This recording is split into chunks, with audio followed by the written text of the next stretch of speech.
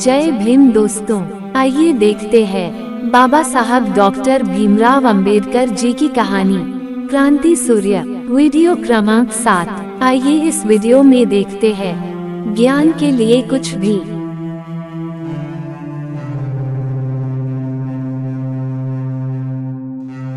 London में doctor Ambedkar का ध्यान केवल पढ़ाई पर था।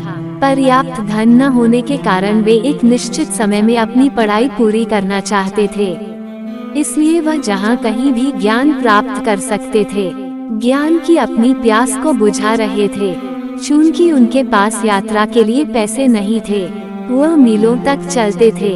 नाश्ते के लिए एक चाय और एक रोटी का टुकड़ा, दोपहर के भोजन के लिए सैंडविच के 2 टुकड़े। क्योंकि उनके पास पैसे नहीं थे, वे संग्रहालय में पढ़ते हुए खाते थे। लेकिन एक दिन जैसे ही संग्रहालय के नौकर ने उन्हें नियम बताया तो उन्होंने वहां खाना बंद कर दिया और खाली पेट 5 बजे तक वहीं पढ़ते रहते। डॉक्टर सारा दिन पुस्तकालय या संग्रहालय में बैठकर नोट्स लेते रहते थे। उनकी जेबें कापियों से भरी रहती थीं। उनका चेहरा पसीने से भीगा हुआ था। उनका शरीर थका हुआ था, लेकिन उनकी आंखों में ताजगी थी।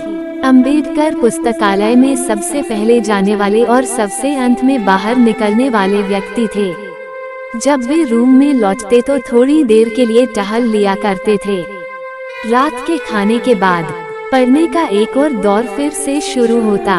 रात 10 बजे बहुत जोरों की भूख लगती। उनकी एक मित्र ने उन्हें पापड़ों की कंडी दी थी। एक पतरे पर 4 पापड़ भूनकर आधी रात को खा लेते थे। एक कप दूध के बाद फिर भोर तक पढ़ाई जारी रहती। उन्हें बाहरी दुनिया की कोई समझ नहीं थी। उसी कमरे में मुंबई के असनाडेका नाम के एक सज्जन रहते थे।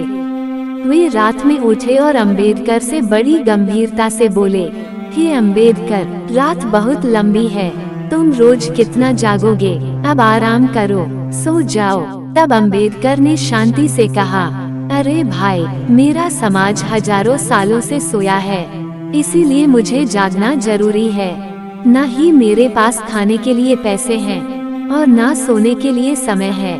मुझे जल्द से जल्द अपना कोर्स पूरा करना है, तो मैं क्या करूँगा? उन्होंने महसूस किया कि जीवन छोटा है और शिक्षा महान है, इसलिए वह लोहे के चने खाकर अपनी पढ़ाई पूरी करने के लिए दिन रात मेहनत कर रहे थे। रात दिन एक कर रहे थे।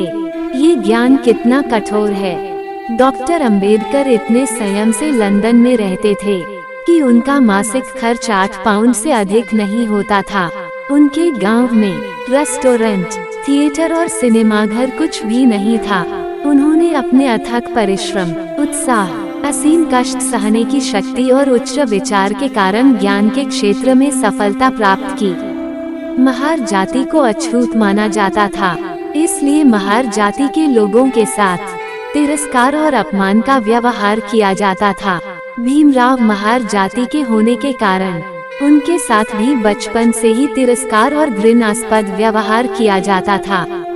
जब भीमराव और आनंदराव सतारा के एक कैंप स्कूल में पढ़ रहे थे, उन दोनों ने पहली बार महार जाति के बच्चों के रूप में तिरस्कार और अपमान का अनुभव किया। महार जाति के बच्चे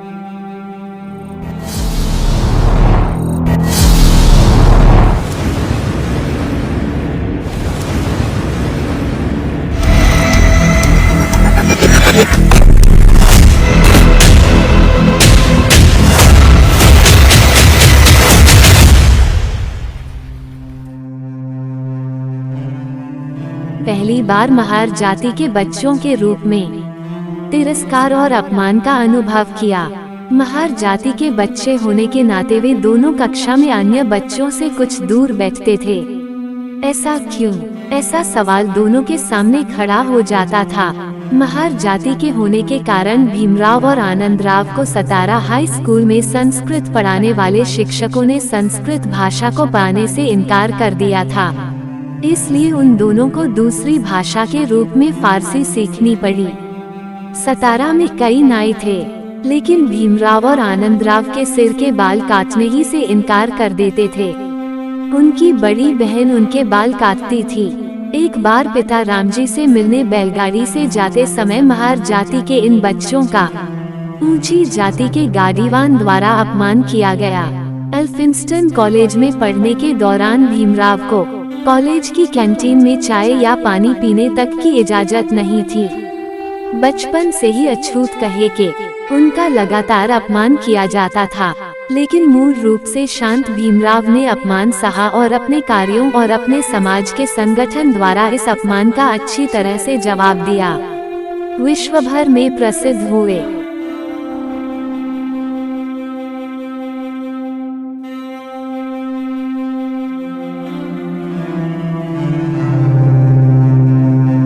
दोस्तों, उम्मीद है कि हमारा ये छोटा सा प्रयास आपको पसंद आएगा, तो कृपया हमारे इस वीडियो को लाइक करें और अपने दोस्तों को शेयर करें। और हाँ, चैनल को सब्सक्राइब करना ना भूलें। धन्यवाद।